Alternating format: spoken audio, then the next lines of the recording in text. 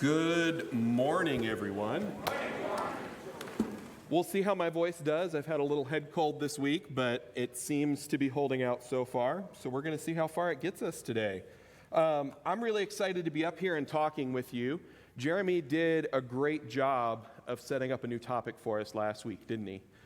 He really brought to light some things that I feel like I have felt in my life over the course of the 40 years I've been alive. At different points, we all hit that place of burnout.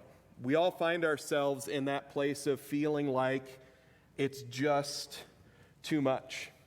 And I really loved what he did with Moses, and I don't know if you were thinking the same thing, but I was thinking about Philippians 2 in the back of my head as Moses dealt with Israel, because Philippians 2 tells us to do all things without grumbling and complaining.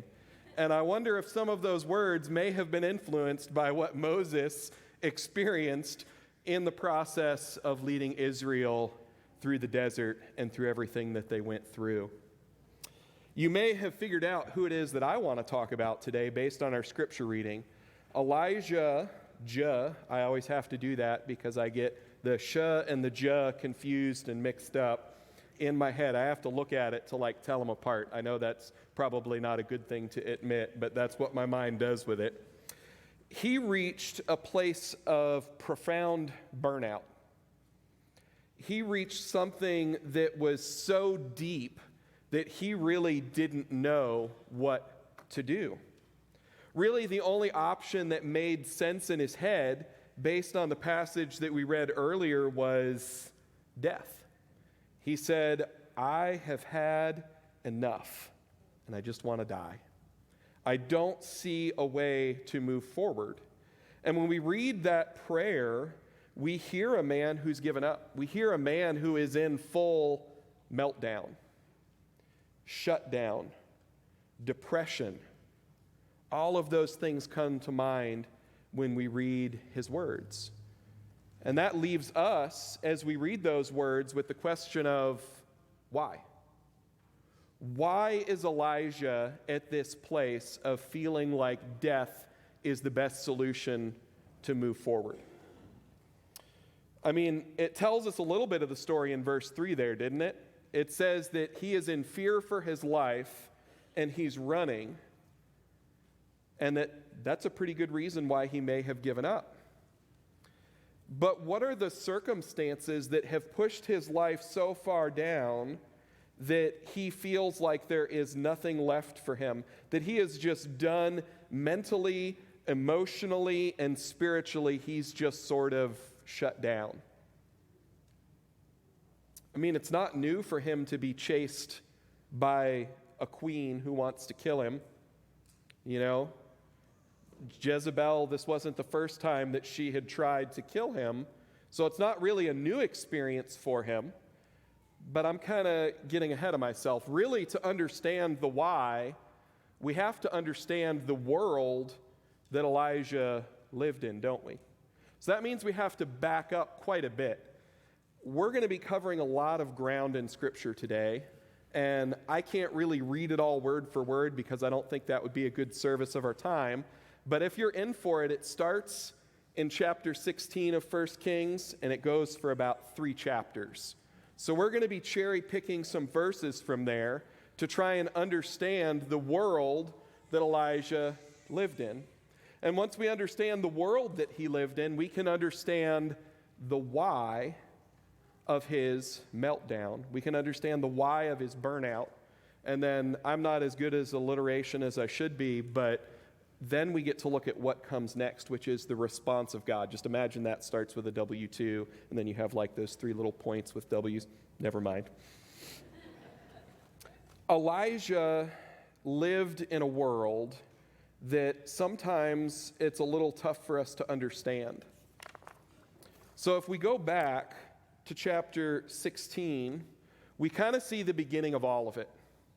Starting in verse 30, it says this. Really, if you start in verse 30, it says, Ahab, son of Omri, I'm terrible at pronunciation, you'll have to fill in the correct one there, did more evil in the eyes of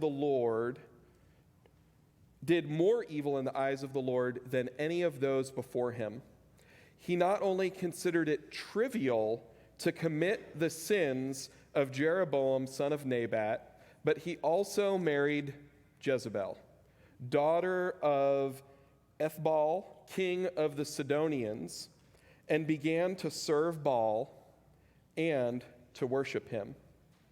He set up an altar for Baal in the temple of Baal that he built in Samaria. Ahab also made an Asherah pole and did more to arouse the anger of the Lord, the God of Israel, than did all the kings who came before him. So when I hear the name Ahab, my ADD brain immediately conjures up a picture of Moby Dick. But that's not the Ahab that we're talking about. We're talking about King Ahab. And the character of King Ahab is interesting, isn't it? He was a man who was so committed to evil that he was worse than everybody who came before him. It says that he considered the sins that all of the evil kings before him had done were trivial. Nothing to be thought about. And it goes on and it says that he was worse. So think about what that means. He wasn't just a guy who did evil, but he was a guy who thought of creative ways to do evil. Like, it's not just enough to be a horrible person who murders people. He's like, how can I make this worse? Maybe I should eat them afterward. Now, this isn't actually what he did, but that's the mindset that he had, is he looked at evil and he looked at sin and he said, how can I do more evil? How can I make this worse? And then we see this little tidbit in here that marrying Jezebel was a terrible thing. And this is one of those where I think it's really interesting, because how many little girls have you ever met named Jezebel? How many older ladies have you met named Jezebel? At the end of the day, she's the reason that this name is ruined for us. Like, she had such a character that we've taken the name Jezebel, and it now is a derogatory term that we would use to describe a woman of very poor moral character. And I mean, we understand this concept of people's reputation ruining things, because you don't meet a lot of little boys named Adolf either, do you? You don't meet a lot of little kids named Stalin. Because some people are so evil and they're so terrible that simply being called the same name isn't something that you want. Our current culture is trying to destroy another name like Karen, but that's a story for another day. But it goes on from there. We see what was at the core of the evil that they did, right?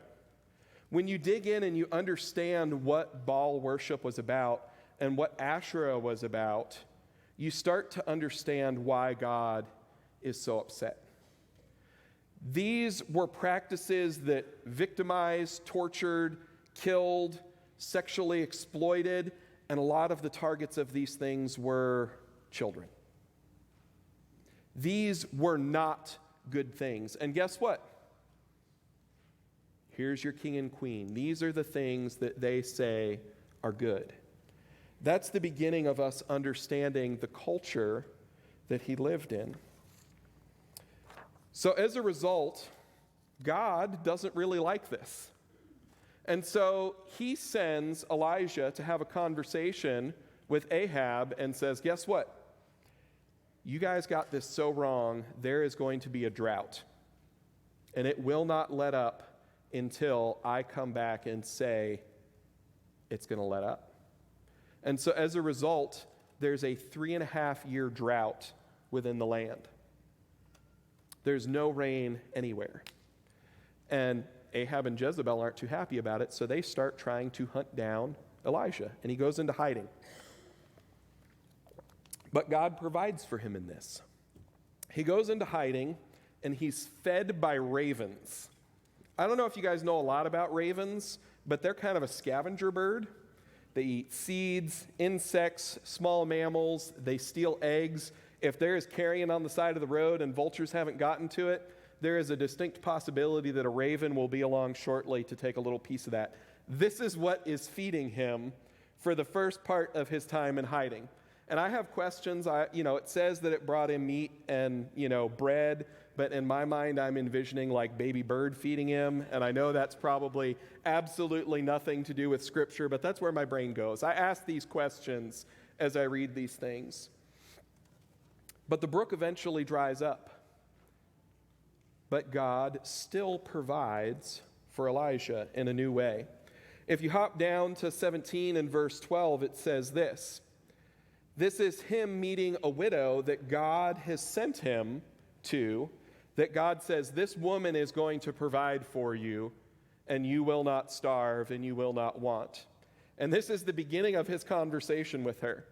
So she said, as the Lord your God lives, I do not have bread, only a handful of flour in a bin and a little jar of oil. And see, I am gathering a couple of sticks so that I may go in and prepare it for myself and my son, that we may eat it and die. It sounds a lot like the words of Elijah, doesn't it? God sends him to a woman who is on her last leg and doesn't know what to do. A woman who's facing her own burnout of life. And God uses the two of them in an amazing and miraculous way to provide for each other. Because if you read further on, these jars of oil and flour never run out. And the two of them are fed and fed well for the remainder of the drought.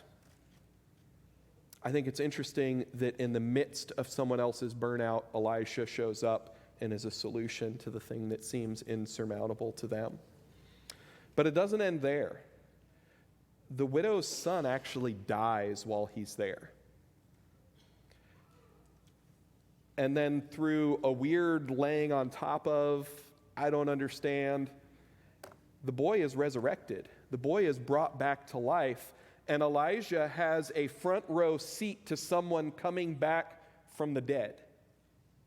So you're seeing miracle on miracle on miracle, yet throughout this entire 3.5-year process, Jezebel and Ahab are going around the kingdom and they are waging a fierce war to kill and eliminate every single prophet of God.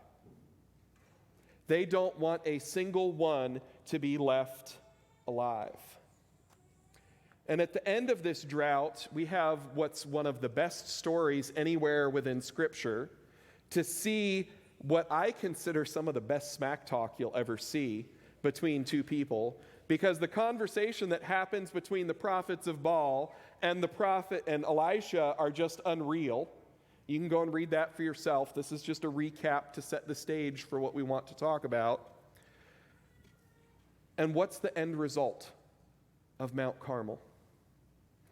A miraculous fire comes down from heaven and creates a fire where no man could have kindled it.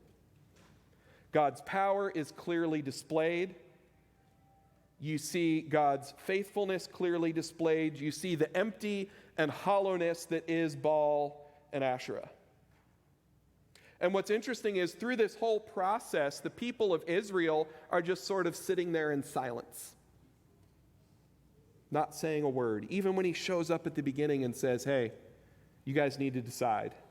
Is it going to be this or is it going to be this? Is it going to be Baal or is it going to be God? And you know what that means? The culture was so beaten down by their evil rulers and all of this murder that none of them were willing to stand up and go against the culture of the day. And they sat in silence. That is the world that Elijah lived in. But the end result also of Mount Carmel is that these evil prophets are put to the sword. The people finally grow a little bit of a backbone and stand up, and they're part of that process.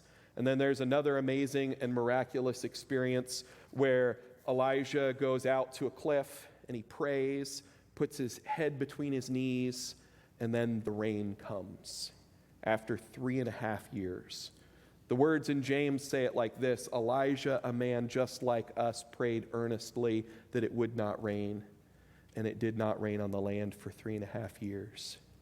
And then he prayed, and the heavens gave forth their rain. And then after that, he somehow outruns a horse-drawn chariot over a course of 7 miles. That's another thing I have questions about, but we don't have time for. But this is the world that Elijah lives in. This is the place where we hear Elijah speaking these words of fear and wanting to die. That helps us to understand his world, what it looked like, what the shape of it was, to be able to look at the why. So why was Elijah afraid for his life? Doesn't he remember everything that has just happened? Can't he look back and see miracle upon God's faithfulness laid out in the last 3.5 years alone? Yet, he's praying that he would die. He's thinking that he's been running for the last 3.5 years, and he's really saying, God, I've had enough. For the last 3.5 years, I have done what you said. And yet I feel like nothing has changed. Because here I am, after this Mount Carmel experience, and Jezebel once again is seeking to kill him. The first thing that I want you to see and that I want you to hear is that burnout blinds us. When we find ourselves living in a place where we have given up hope, where we are helpless, where we feel spiritually drained and insufficient, it is going to blind us to all of the good that was before. When bad things happen in your relationships, it's easy to remember. We can keep that long laundry list of all of those things that somebody did wrong against us, and that's easy. But we know that if we're going to be loving and have a relationship that lasts, we're going to have to be the kind of people that forgive those things and see the list of all of the faithfulness and all of the goodness and work hard to see those things. But when we become blinded by burnout, we can be consumed by negativity. Elijah is at the end of what he knows how to do. And do you know what his solution is? He lays down and he goes to sleep because he has just given up. So here's the shape of the why. So now the question is, how will God respond to this? As he lays under this tree, sleeping and waiting for a fresh look, how will God respond? Before we look at that, I want to ask you this question. How do you deal and cope with burnout in your life? Because we have a lot of wisdom that's offered to us on how to deal with burnout.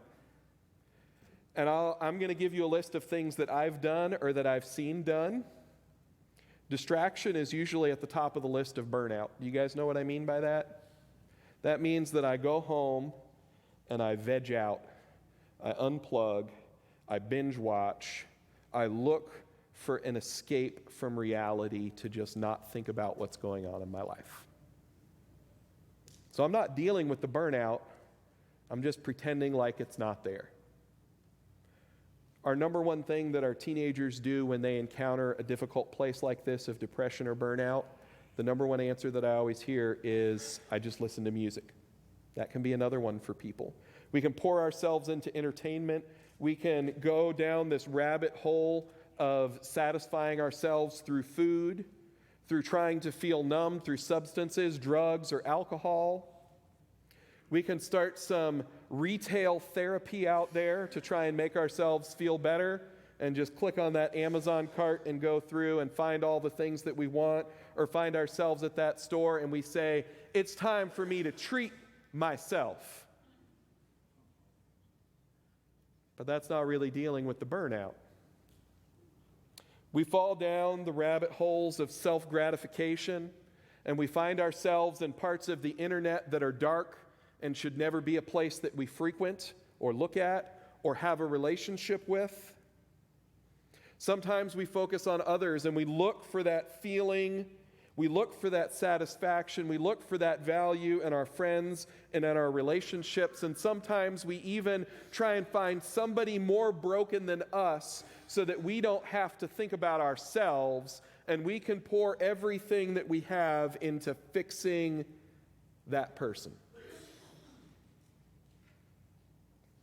Sometimes we sit down with friends and we vent about all that is wrong in our lives.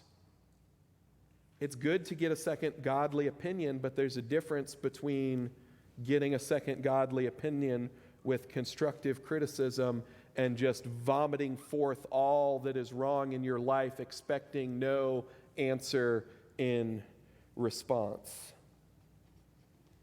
Sometimes we pour ourselves into other things like our jobs, even though the burnout that we're experiencing is emotional and spiritual, and we lose our self in the things that we feel like we can control. So those are some of the things that I see and that I have done as trying to deal with a place of emotional or spiritual burnout before. But God responds differently. Well, let me back up. I want to talk about one more thing. How do we help others when they're in that burnout? What is our solution for the person next to me when I see them low and worn out and depressed? Do we seek to compliment them? Do we seek to build them up? Do we try and complain with them and have like a little mini pity party? Do we buy them a pony, something to make them feel better? Do we listen over a giant tub of ice cream? Like, there's so many different things that we do when we encounter people, but our wisdom is going to come up short if it's not found in the things that God offers as viable solutions for burnout. So now we're there. We're finally there, I promise, this time. God's response is this. 1 Kings 19, verses 5 through 9 say this. All at once, an angel touched him and said, "Get up and eat." He looked around, and there by his head was some bread baked over hot coals and a jar of water. He ate it and drank, and then he lay down again. The angel of the Lord came back a second time. And he touched him, and he said, "Get up and eat, for the journey is too much for you." So he got up and he ate and he drank. Strengthened by that food, he traveled for 40 days and 40 nights until he reached Horeb, the mountain of God. There he went into a cave and he spent the night. And the word of the Lord came to him, "Elijah, what are you doing here?" The first thing that we see when God responds to Elijah's burnout is he takes care of him. Do you guys remember when you were a kid and you had that day where you were just sick as sick could be? Did you have a mom that had like that comfort food that she would make for you and bring in? How she would care and tend to you? Like, I learned this about my wife. Her mom used to do egg drop soup for her when she was sick. I can't make egg drop soup, but I will go and find it anywhere that I can when she's in that place, because I recognize that the memory and the power of mom taking care of her and feeding her has way more power than if I try and create something new. There is something powerful in rest and in food. And that's where God starts this equation. He starts by feeding him. He starts by allowing him to rest. And then what does he do? He takes him to a place of safety. Now, I have questions about what he ate. My ADD brain is kicking in again. He ate something and then went 40 days and 40 nights. I don't know what that is, but we need more of it. When he takes him to this place, God doesn't just respond with, "Stop it. Snap out of it. What are you doing?" Instead, God asks him, "What's going on? Why are you here? What are you feeling? What are you experiencing? What are you going through?" And this is Elijah's response. He replied, "I have been very zealous for the Lord God Almighty. The Israelites have rejected your covenant. They tore down your altars, and they put your prophets to death with the sword. I am the only one left, and now they are trying to kill me." It's important. You and they changes the whole context to that. So why does Elijah want to die? He feels like he's the only one left. He feels like no one else is left who's following God. Spoiler alert, he's not. If you read that full 3 chapters before he goes to meet King Ahab, he already knows about 150 that have been kept safe through this process. And if you read to the end where we're going to end up, there's another 7,000. Have you guys ever felt like Elijah, though? Have you felt like you're the only one who's willing to do the right thing? Have you ever felt like you're alone and that you're working and struggling for a goal that no one else shares or is working towards? God doesn't just listen to Elisha, though, here. He does more. If you keep reading in verse 11, it says this: "The Lord said, 'Go out and stand on the mountain in the presence of the Lord, for the Lord is about to pass by.'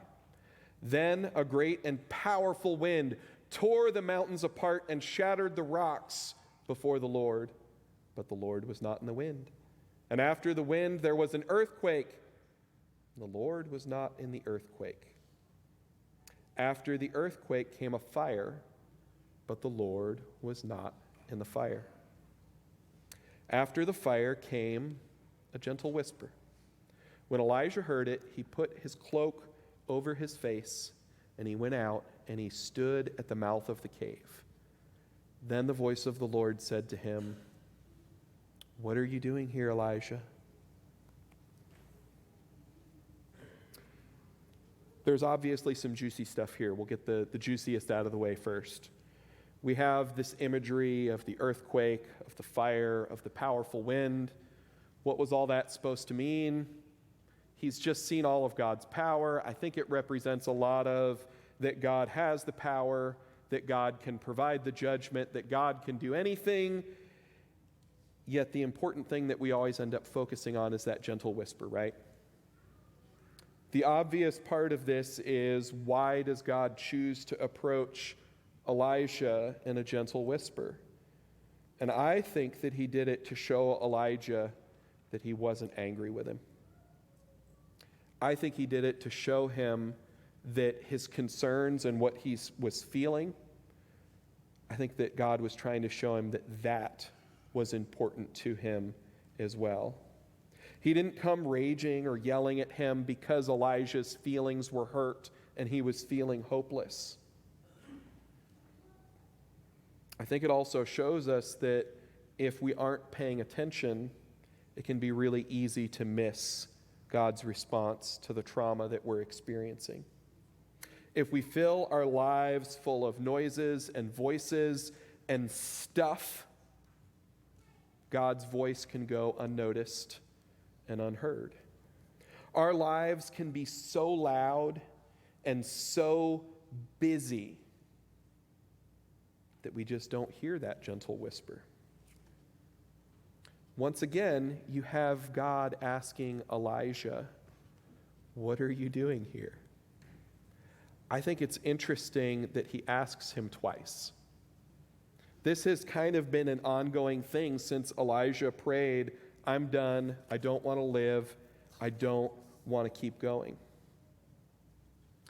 God wasn't content with phoning in an answer to a hurt and a depression and a burnout that was this deep.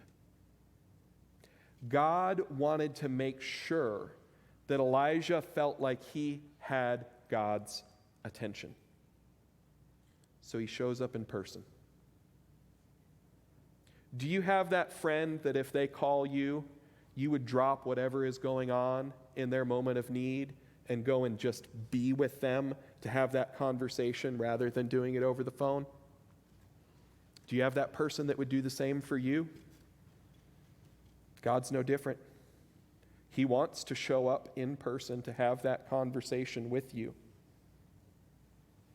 I think that's the significance of why God doesn't just answer him back under that broom tree. It's not just about the care that he's providing, but it's about having a face-to-face conversation. All right, the last juicy part, God's response. 1 Kings 19, starting in verse 15, says this. Then the Lord said to him, go back the way you came and go to the desert of Damascus. When you get there, anoint Hazael king over Aram. Also anoint Jehu son of Nishmi over Israel. And anoint Elisha, not Jah, son of Shnab from Abel Malek to succeed you as prophet. Oh, I didn't click for you, I'm sorry. Jehu will put to death anyone who escapes the sword of Hazael, and Elisha will put to death any who escape the sword of Jehu. Yet I have reserved 7,000 in Israel, all whose knees have not bowed down to Baal, and whose mouths have never kissed him. So what is God's final response to Elijah? First, he says, I'm not done with you. I still have things for you to do. Even though you're feeling this way, there is still purpose, there is still hope. And guess what that hope is? That you're not alone. There's going to be a successor who's going to come along and continue doing my work because you're not alone. He's speaking to that feeling of fear and fleeing and feeling like he's the only one. And he reassures him, and he doesn't just stop there. He also says there's these other two guys that are going to come through, and they are going to make a reckoning of the evil in this world. They are going to come through with a sword, and this will not be left unchecked. And he concludes it also with another piece of hope. You don't even know this, Elijah, but there are 7,000 beyond you that are still faithful to the Lord, that are still doing what you're doing. So God's response is to say, you are not alone. I, God, will take care of this, is God's words. There are more that are working and doing, even if you don't see them and understand that it is happening. God says, I will protect you and I will have vengeance. Depression and burnout is something that's very real. And when we go down that road of burnout unchecked, unpaused, uncared for, we may find ourselves echoing the words of Elijah. We may find ourselves in a place where we do not feel capable of going forward and that death seems like the only answer. I have watched this rise within our culture since 2020. With our teenagers, with our adults, there is a larger rate of suicide than there has been before because there are people who feel hopeless, people that feel trapped. And it's not just in the world, it's in the church too. But do not despair. For the same God that Elijah served is the same God who rules life and death. Look for him in the gentle whispers of your life, because that is where he speaks to the broken. That is where he speaks to the overwhelmed. Don't fill your life with distractions that don't really bring comfort and resolution to the things that you're feeling and experiencing. Last year, I was very blessed by you, the church here at Mesa. Last year, you made space for me. That in all my years of ministry, you're the first church that said, we want to create a space for you to be still. We want to create a place for you to be quiet. And we are a church and a people who want to create a space for you to seek God. You have been my Jehu. You have been my Hazael. You have been my Elisha. You may not be 7,000, but you are just as faithful. And you are here, and we are here together. So if you are experiencing burnout, if you are experiencing depression, if you are feeling anywhere on that scale of burnout, here's your 3 simple steps. Be still, be quiet, seek God, and know that you are not alone. That this is a church, this is a body filled with people who will live out the passages that we read in the New Testament about bearing one another's burdens. You aren't shouldering this alone. You aren't carrying it alone. In a few moments, Mike's going to come and he's going to lead some songs. There's going to be some elders down here. There's going to be some of our shepherds in the back. They'd love to pray with you. They'd love to talk with you. The person next to you would love to do the same.